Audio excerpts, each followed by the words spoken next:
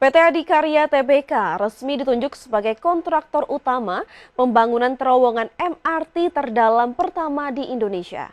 Dalam proyek MRT Jakarta Fase 2A. Proyek ini menghadirkan tantangan teknis tinggi dengan lokasi di pusat kota yang padat. PT Adikarya melalui konsorsium Shimizu Adi Joint Venture mengerjakan paket CP202 MRT Jakarta Fase 2A yang mencakup pembangunan 3 stasiun bawah tanah dan 2 terowongan penghubung. Terowongan ini berada pada kedalaman hingga 27 meter, menjadikannya terowongan kereta bawah tanah terdalam yang pernah dibangun di Indonesia. Lokasi proyek berada di jantung ibu kota Jakarta, yang dikenal dengan aktivitas dan kepadatan lalu lintas tinggi. Untuk mendukung proyek, Adikarya menggunakan teknologi mesin bor bawah tanah bernama Tunnel Boring Machine, tipe Earth Pressure Balance yang diluncurkan pada 9 Mei 2025. TB Mini mampu menggali terowongan sepanjang 7,5 sampai 8 meter per hari dengan presisi tinggi, sekaligus meminimalkan gangguan terhadap lingkungan sekitar dan lalu lintas. Proyek pembangunan terowongan MRT terdalam ini merupakan terobosan penting dalam infrastruktur transportasi Jakarta dan Indonesia, memperlihatkan kemajuan teknologi konstruksi nasional. Dengan tantangan tinggi dan teknologi mutakhir, Adikarya siap mewujudkan konektivitas massal yang lebih efisien di ibu kota. Sebagai sumber untuk IDX Channel.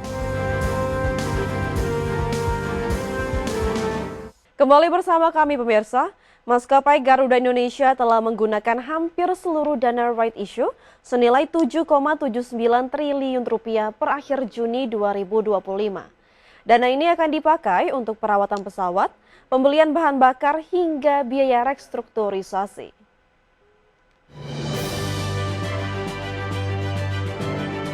Dalam keterbukaan informasi di Bursa Efek Indonesia, Garuda menyebut realisasi dana right issue mencapai 7,77 triliun rupiah atau 99,74%. Penggunaan terbesar dialokasikan untuk maintenance dan restorasi 3,6 triliun rupiah, pemenuhan maintenance 900 miliar rupiah, bahan bakar 1,73 triliun rupiah, biaya sewa pesawat 900 miliar rupiah, serta restrukturisasi 370 miliar rupiah, di mana sisa dana hanya 1,07 miliar rupiah. Garuda juga menerima suntikan modal dari Danantara Indonesia sebesar 405 juta US dollar atau sekitar 6,6 triliun rupiah dalam bentuk shareholder loan. Dana segar ini disiapkan untuk ekspansi besar termasuk rencana pembelian 50 hingga 70 pesawat Boeing tipe 737 MAX dan 787. Suntikan modal akan diberikan bertahap hingga 1 miliar US dollar jika kinerja Garuda terus membaik. Adapun manajemen Garuda menegaskan fokus pada pemulihan dan pertumbuhan setelah restrukturisasi utang. Dana digunakan untuk mendukung operasional, menekan biaya dan menjaga layanan penerbangan tetap stabil. Langkah ini diharapkan memperkuat posisi Garuda di industri penerbangan pasca pandemi. Berbagai sumber, IDX Channel. Pemirsa, PT Malindo Feedmill Tbk, emiten unggas terkemuka Indonesia, semakin agresif menumbuhkan pasar ekspor produk olahan unggas meski menghadapi tantangan geopolitik dan kondisi pasar domestik yang melambat. Target utama tahun ini adalah penguatan pasar ekspor di wilayah Asia dan juga Timur Tengah. PT Malindo Feedmill Tbk, emiten unggas terkemuka Indonesia, semakin agresif menumbuhkan pasar ekspor produk olahan unggas. Perseroan menyampaikan optimisme perusahaan untuk menumbuhkan kinerja ekspor. Tahun ini, Malindo menargetkan nilai ekspor mencapai sekitar 373.000 dolar Amerika atau setara 6 miliar rupiah. Walaupun angka ini masih relatif kecil dibandingkan potensi pasar, perusahaan terus mencari peluang untuk memperluas pasar ke berbagai negara baru. Tahun 2025 menjadi momentum ekspansi pasar ekspor Malindo Feedmill termasuk ke Uni Emirat Arab dan Oman. Setelah memulai ekspor ke Jepang pada 2020 dan Singapura pada 2023, kini Malindo serius menggarap pasar Timur Tengah yang dianggap sangat potensial. Pada Juli 2025, Malindo telah mengekspor produk unggas olahan ke 4 negara yaitu Uni Emirat Arab, Oman, Jepang, dan Singapura. Produk utama yang diekspor antara lain nugget ayam dan karage dengan merek dagang Sunny Gold dan Chikiwiki. Ekspor melewati kontainer dengan jumlah puluhan ton hingga Juli 2025 memberikan kontribusi positif sekaligus memperkuat branding Malindo di pasar internasional. Untuk mendukung ekspansi tersebut, Malindo juga membangun pabrik pakan ternak baru di Lampung dengan kapasitas 300.000 metrik ton per tahun dan anggaran capex hingga 400 miliar rupiah. Proyek ini ditargetkan selesai pada kuartal 3 2026, bertujuan meningkatkan efisiensi produksi dan kontinuitas suplai produksi unggas. Berbagai sumber, IDX Channel. Menteri Pertanian Andi Amran Sulaiman mengungkapkan bahwa sejumlah merek beras oplosan telah menarik produknya dari peredaran. Meski demikian, Kementan tetap mengambil langkah hukum dengan mengirimkan surat ke aparat penegak hukum, termasuk kepolisian dan Kejaksaan Agung.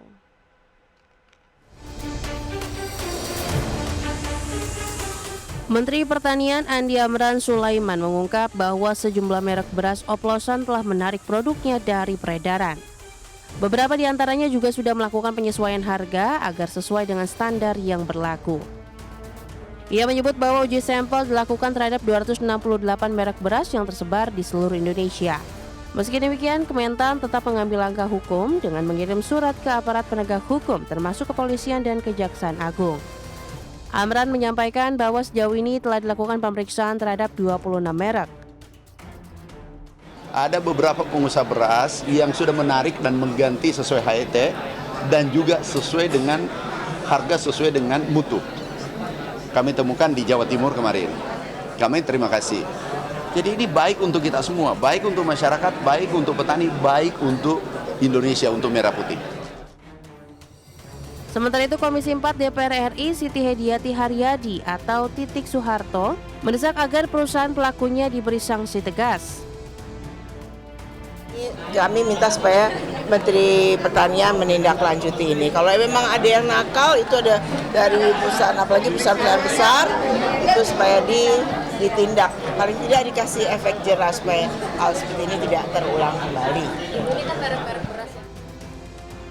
Seperti diketahui, total nilai kerugian akibat praktik ini mencapai sekitar 99 triliun rupiah hasil perkalian dari selisih harga dan volume beras yang beredar. Dari Jakarta, Abdul Aziz Sutrisno, IDX Channel.